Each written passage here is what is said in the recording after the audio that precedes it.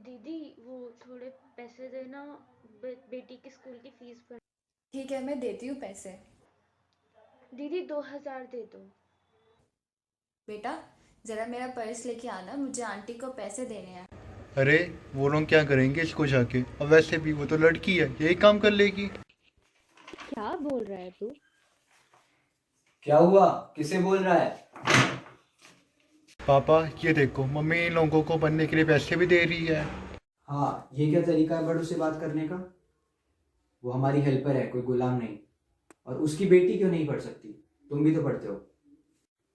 बेटा, पढ़ना उसका हक है, उसका राइट है। और ये राइट कॉन्स्टिट्यूशन देता है। ना तुम उसे छीन सकते, ना कोई और। यारों मेरे को आपका लेक्चर नहीं सुनना, और वैसे भी कहता छुट्टी है 26 जनवरी की। तुम्हें ये पता है कि 26 जनवरी क्यों मनाते हैं? उसकी परेड होती है और हम अपनी मिसाइल दूसरी कंट्रीज को भी दिखाते हैं। मैं वो देता हूँ, और एक बार आर्मी ज्वाइन हो जाए फिर तो मज़ा ही आ जाएगा। जरूरी नहीं कि आर्मी ज्वाइन करके ही देश के कुछ काम आ सको। इतना है तो आप भी बता दो क्यों बनाते हैं। बिल्कुल बताता हूँ, सब कुछ बताता हूँ, और तेरे साथ साथ इन सब को भी बताता हूँ।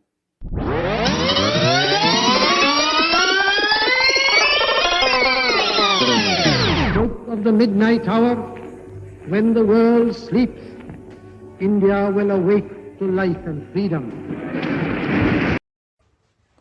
हमारा देश 15 अगस्त को ही आज़ाद हो गया था, लेकिन एक नहीं था। भारत अलग अलग छोटे राज्यों में बटा हुआ था। बहुत मुश्किल था सभी राजाओं को मनाना कि वो भारत में आ जाएं। सरदार पटेल ने बड़े ही मेहनत से 562 रजवाड़ों को मनाया, भारत में रहने के लिए और देश के टुकड़े होने से बचाया। ये तो बस एक बात है, आइए आप सबको शुरुआत से बताता हूँ। देश की आज़ादी के बाद ब्रिटिशर चाहते थे कि भारत का कॉन्स्टिट्यूशन वहीं लिख के जाए, लेकिन गांधी जी का मानना था कि कॉन्स्टिट्यूशन कोई माइनॉरिटी ही लिखे, and who can be better than doctor Bhimrao Ambedkar.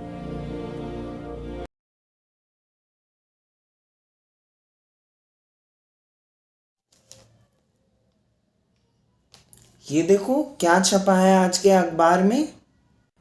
ये देखो, हर अखबार में लिखा है कि 26 जनवरी 1930 को हमारा हिंदुस्तान स्वतंत्र होगा।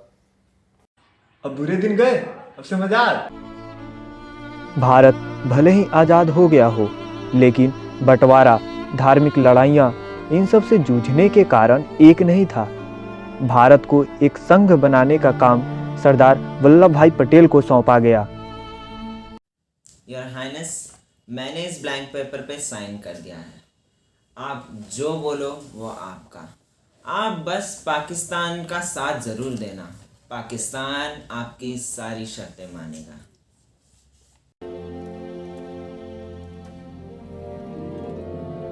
राजा जी, आप भारत में ही रहे, ये आपको मैं आश्वासन देता हूँ कि हथियारों के व्यापार को इजाजत मिलेगी, और मैं आपको ये आश्वासन भी देता हूँ कि जोधपुर काठियावाड़ से रेल से जरिए जुड़ा रहेगा और भारत सूखे के समय राशन पहुंचाएगा।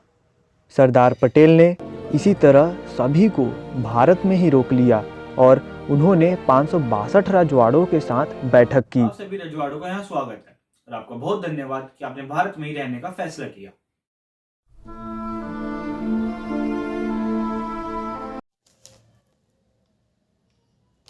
ये देखो क्या छपा है आज के अखबार में। क्या छपा है ऐसा? Simon report says not final and leads to constitutional deadlock. To free the deadlock, 3 roundtable conferences were held in 1930, 1931 and 1932. A new bill was passed in February 1935 which received a royal approval on 24 July 1935 and came to enforcement on 1st April 1935 and was named Government of India Act 1935. Gandhiji said that the Constitution of India should be and can be made by an Indian only and asked Nehru to talk with Ambedkar. इतिहास ने ये जिम्मेदारी हमें सौंपी है। लगता है मेरे मरने तक खून खराबे का ये बोझ मेरे सर पर बना रहेगा। खैर, काम की बात करते हैं।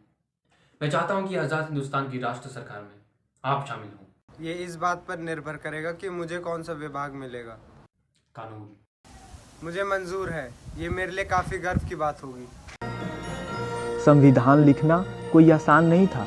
बहुत ही मुश्किल काम था कि क्या लिखा जाए क्या ना लिखा जाए। इस पर काफ़ी बहस चली।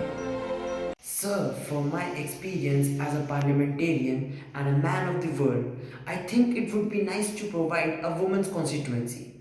If you give them a special constituency, they can have their scrambles and fight among themselves without coming into the general constituency. Sir, the last speaker, Shri Rohini Kumar Chaudhary, the erstwhile champion and defender of women who is against the social disabilities, spoke about special electorates for women. And in spite of the chivalry, Indian women will not tolerate any such reservations in the constitution.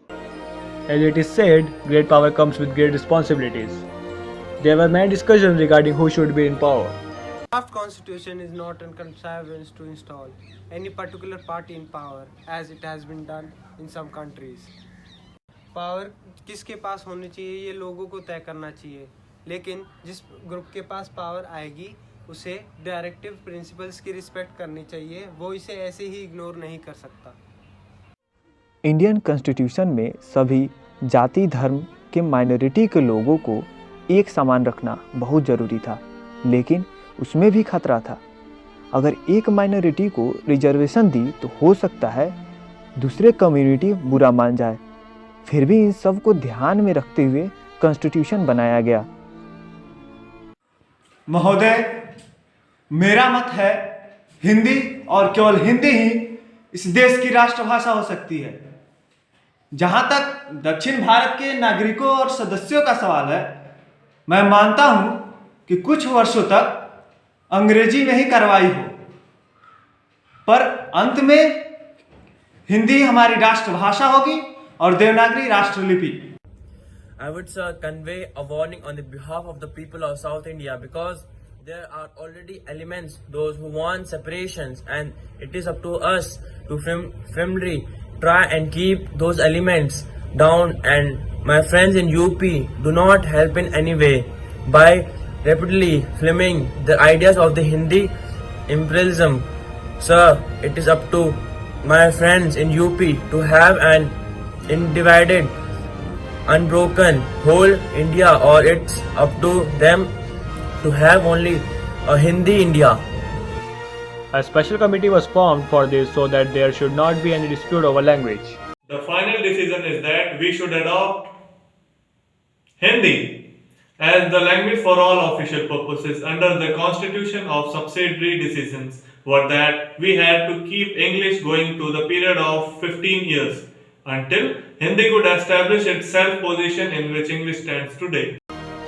It was one of these meetings only where three pillars of constitution were decided: the legislature, the judiciary, and the executive.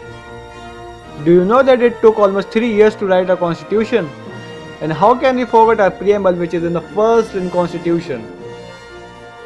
On 26 January 1950, India would become a democratic nation, in the sense that from that day India would have a government of the people, by the people, and for the people. Now you all know the struggle behind our constitution, how difficult it was to write it without getting anyone upset or angry. The Constituent Assembly met for 166 days, spread over 2 years, 11 months and 17 days. Dr. Rajendra Prasad, the first President of India, was elected as the President of the Constituent Assembly, and Dr. B.R. Ambedkar was the head of the drafting committee. Indian Constitution is also one of the largest handwritten documents in the world, with total of 1,17,369 words in English.